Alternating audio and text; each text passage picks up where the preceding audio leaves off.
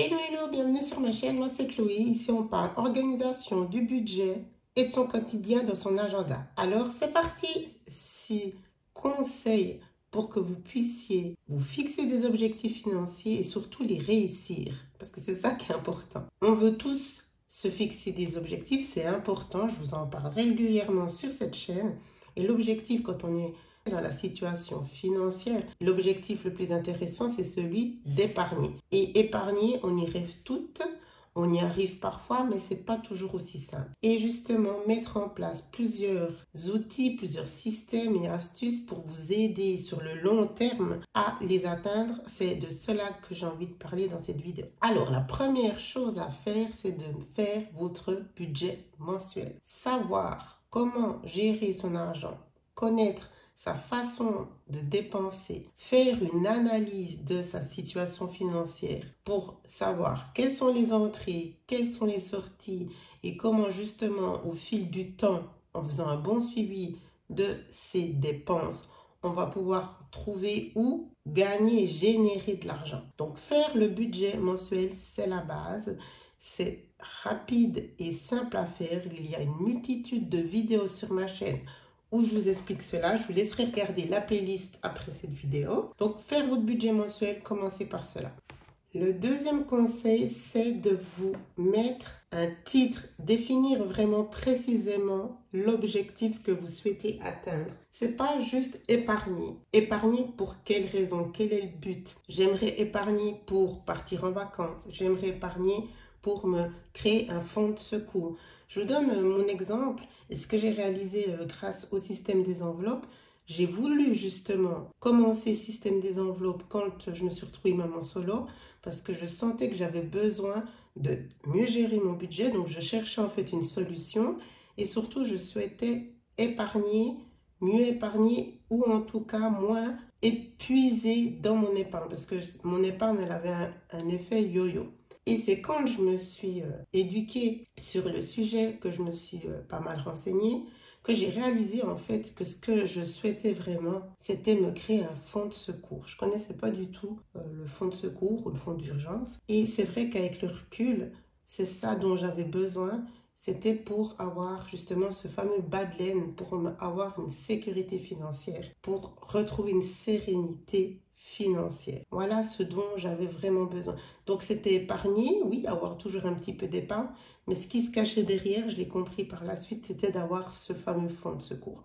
Quand vous arrivez à mettre un but concret, partir en vacances, je dois changer de voiture dans tant d'années ou j'aimerais m'acheter une nouvelle voiture, il me faut un budget de temps, ça va vous aider à atteindre cet objectif. Par exemple, pour les dettes. Oui, j'aimerais supprimer mes dettes, rembourser mes dettes. C'est tout à fait logique, mais c'est trop vague là encore. Dites-vous, quelle dette vous aimeriez rembourser? Posez-vous la question, quelle est la dette qui serait la meilleure à rembourser pour cette année? Je vous ai fait une playlist pour rembourser les dettes, donc je vous laisse la regarder après parce qu'il y a vraiment plein de petites astuces, il y a plein de conseils que vous pourrez y retrouver pour comprendre aussi comment ça se passe au niveau des dettes et comment vous pouvez choisir la bonne dette à régler en premier, selon votre situation évidemment. Là aussi, vous devez vous mettre un objectif d'une dette et vous la réglez et ensuite vous passez à un autre objectif. Je vous parlais de la dette avant en vous disant, voilà, cette année, j'aimerais régler cette dette. Mettez-vous également une date, un échéancier, c'est important. Là aussi, c'est dans la même optique, déjà ça va vous challenger et vous allez justement pouvoir avoir un but. Il y a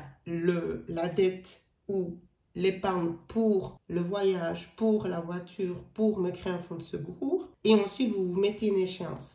Et ne vous inquiétez pas si vous n'y arrivez pas parce qu'il y a des aléas, c'est pas grave. Mais de tout mettre ça en place sérieusement, ça va aussi vous cadrer et ça va aussi vous rassurer. Parce que quand c'est pas cadré, que c'est vague, on va laisser tomber plus facilement. Donc c'est à vous vraiment de mettre en place ces outils et de vous créer ce but, cet objectif justement. En le mettant en place ainsi, vous allez l'atteindre, vous allez le réussir. Mettre une date, se fixer une date, c'est aussi vous motiver. Et il faut que ça soit réalisable. Je vous parlais avant des dettes. Évidemment, il faut que vous regardiez sur votre liste de dettes celle qui est la plus logique à rembourser. Évidemment, vous regardez le montant Et si il vous faut 2 ans pour la rembourser, bah évidemment, vous mettez 2 ans. Donc, si vous vous dites, non, j'aimerais rembourser une dette dans l'année en cours, choisissez la dette qui soit justement applicable pour le délai que vous allez vous fixer. C'est logique, mais si on ne regarde pas et on n'analyse pas toutes ces petites choses, c'est là que la frustration va arriver. Il ne faut pas non plus vous mettre dans une situation où vous allez rembourser tellement que ça va vous restreindre sur tout le reste et que ça va vous mettre dans une situation précaire. Tout ça, ça doit s'analyser avec bon sens parce que tout le reste doit suivre et c'est pour ça qu'il faut faire cela vraiment étape par étape et des objectifs concrets, cohérents avec votre situation du moment. Écrire ses objectifs financiers. Ça, c'est vraiment quelque chose d'intéressant à faire.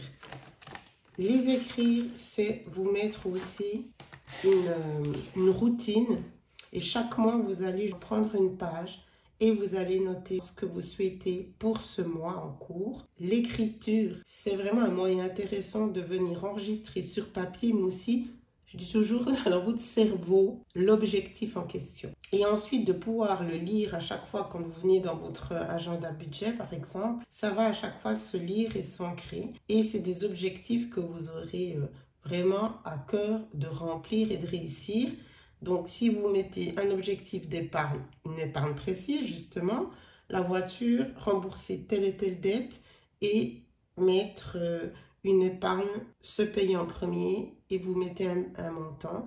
Et c'est comme ça que vous allez, au fil des mois, dès qu'il y a un objectif qui sera réalisé, si c'est un objectif court ou que chaque mois vous réussissez à le faire, eh ben, vous checkez, vous vous félicitez, vous mettez un petit vu. C'est vraiment une façon aussi de vous mettre dans une routine de gagnante, une routine d'une personne qui est motivée et qui veut absolument réussir ce qu'elle souhaite pour un ça va aller mieux. Je vous le disais, pour ma part, c'était d'épargner, mais peut-être pour certaines personnes, c'est un autre sujet qui est le plus important, c'est comme rembourser ses dettes, parce qu'évidemment, d'abord on rembourse ses dettes, ensuite on épargne, ou alors on rembourse une dette qui est peut-être moins conséquente, mais ce qui nous permet d'avoir sur son avoir disponible de quoi épargner un petit peu tout de même. Ça, c'est selon votre situation et puis selon votre personnalité. Mais essayer d'épargner, c'est quand même quelque chose qu'il faudrait mettre en place. Je vous en parle souvent sur cette chaîne, c'est la règle d'or, c'est se payer en premier. Je vous ai fait une vidéo à ce sujet, donc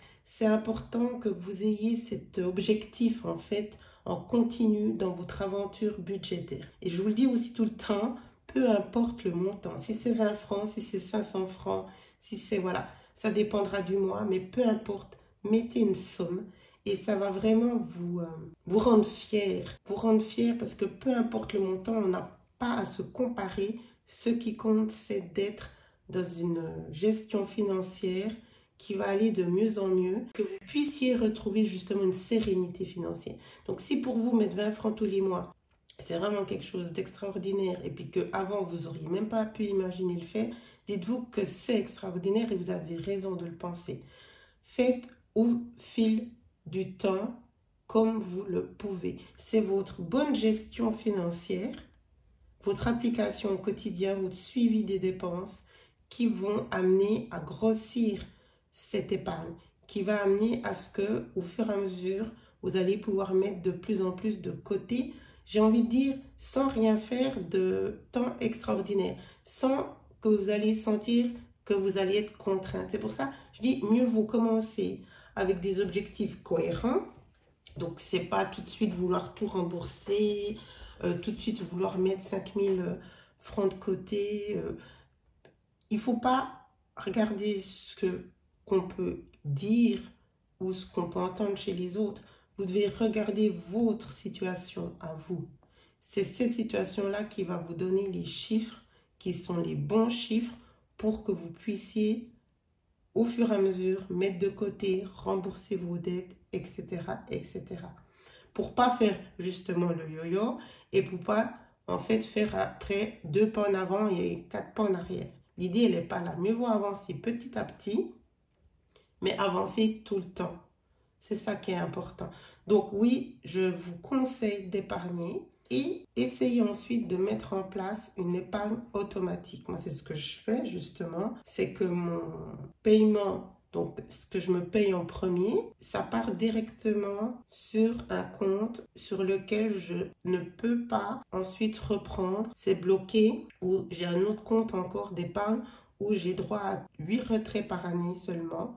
Donc, en gros, bah, ça évite tout de suite d'aller piocher dedans. Sinon, après, j'ai des frais. Donc, mettez-vous des ordres automatiques et surtout aussi, mettez en place des comptes d'épargne.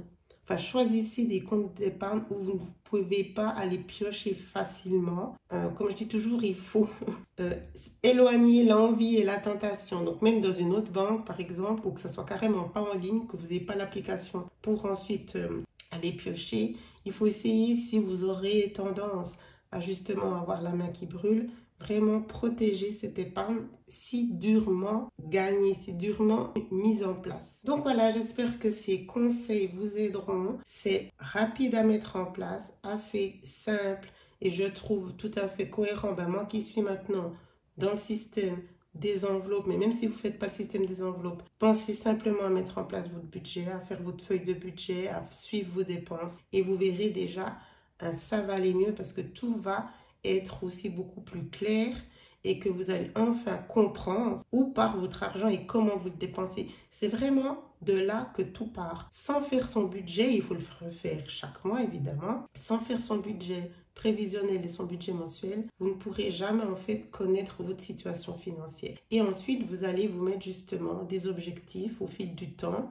selon aussi peut-être des contraintes. Par exemple, vous savez que dans 6 mois, ben, vous devez changer votre voiture. Alors ça peut faire court, mais essayez de vous dire qu'est-ce que je peux déjà mettre en place pour un petit peu créer de l'épargne ou qu'est-ce que je vois que je dépense trop chaque mois, quelles sont les choses que je pourrais réduire pour déjà créer une situation beaucoup plus aérée, beaucoup plus souple. Alors, si toutes ces vidéos de conseils budget et d'organisation vous plaît, ben, n'hésitez pas à vous abonner. Et je vous souhaite vraiment d'atteindre tous vos objectifs financiers, quels qu'ils soient, peu importe le montant.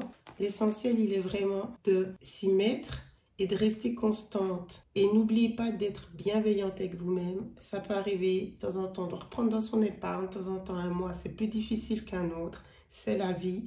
Mais toujours rester focus et recommencer le mois d'après, ne rien lâcher. C'est ça qui est important et c'est ça qui va payer justement sur le long terme. Merci de m'avoir suivi. Je vous embrasse. Ciao, ciao.